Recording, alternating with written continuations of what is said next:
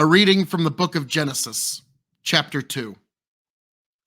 Thus the heavens and the earth were finished, and all the host of them. And on the seventh day, God finished his work that he had done, and he rested on the seventh day from all his work that he had done. So God blessed the seventh day and made it holy, because on it God rested from all his work that he had done in creation. These are the generations of the heavens and earth when they were created, in the day that the Lord God made the earth and the heavens, when no bush of the field was yet in the land, and no small plant of the field had yet sprung up, for the Lord God had not caused it to rain on the land, and there was no man to work the ground. And a mist was going up from the land and was watering the whole face of the ground. Then the Lord God formed the man of dust from the ground and breathed into his nostrils the breath of life, and the man became a living creature. And the Lord God planted the Garden of Eden in the east, and there he put the man whom he had formed. And out of the ground the Lord God made to spring up every tree that is pleasant to the sight and good for food. The tree of life was in the midst of the garden, and the tree of knowledge of good and evil. A river flowed out of Eden to water the garden, and there it divided and became four rivers. The name of the first is Fijon.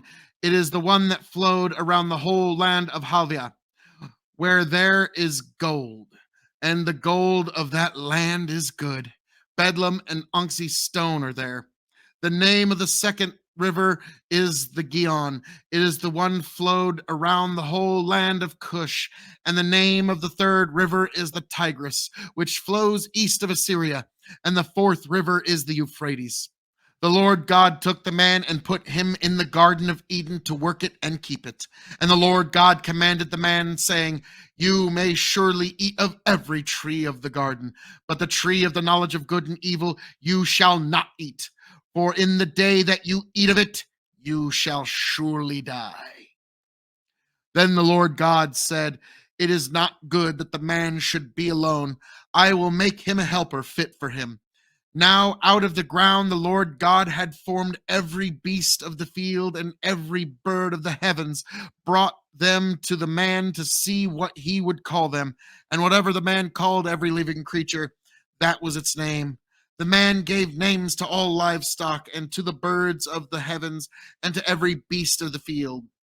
But for Adam there was not found a helper fit for him. So the Lord God caused a deep sleep to fall upon the man, and while he slept, took one of his ribs and closed up its place with flesh. And the rib that the Lord God had taken from the man, he made into a woman and brought her to the man. Then the man said, This at last is bone of my bones and flesh of my flesh. She shall be called woman, because she was taken out of man. Therefore, a man shall leave his father and his mother and hold fast to his wife, and they shall become one flesh. And the man and his wife were both naked and were not ashamed. Thus ends the reading of God's holy word.